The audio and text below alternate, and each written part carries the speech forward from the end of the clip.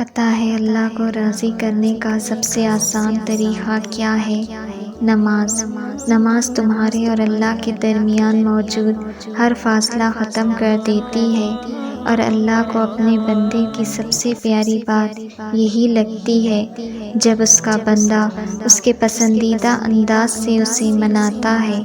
جب تم اللہ کی محبت کا حق ادا کرنے کے بعد اپنی محبت کی آرزو کرتے ہو تو اللہ اس آرزو پہ ایک دم کن فرما دیتا ہے، اور پھر اللہ کہتا ہے کہ تو نے مجھے میری پسند سے راضی کیا ہے تو میں بھی تجھے تیری ہی پسند سے راضی کروں گا۔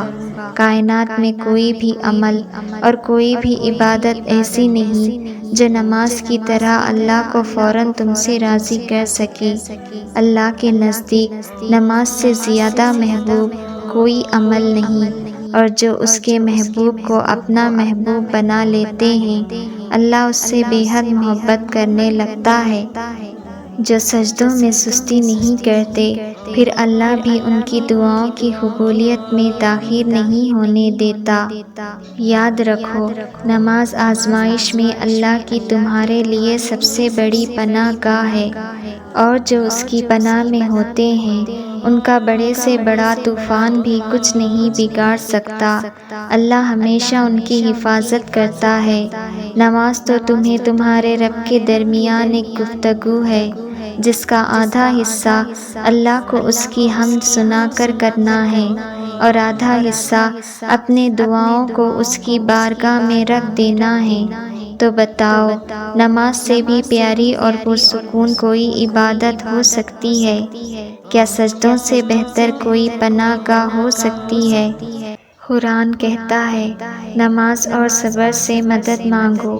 بے شک نماز بڑی بھاری چیز ہے، اور نماز سے بھاری اور طاقتور عبادت کوئی بھی نہیں۔ اس میں بندہ خود خالق کے روبرو کھڑا ہو کر اس سے التجا کرتا ہے۔ نماز اللہ کے لیے نہیں، تم نے اپنے لیے پڑھنی ہے، کیونکہ تمہیں اس کی ضرورت ہے، اسے تمہاری نہیں۔ تم اسے وقت دو، وہ تمہیں وقت دے گا۔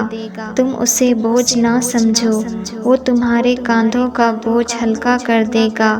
تو پھر نماز نہیں چھوڑنی، کیونکہ پہلا سوال روز محشر اسی کا ہوگا، اور اگر پہلے سوال پہ ہی فیل ہو گئے تو کہاں جاؤ گے؟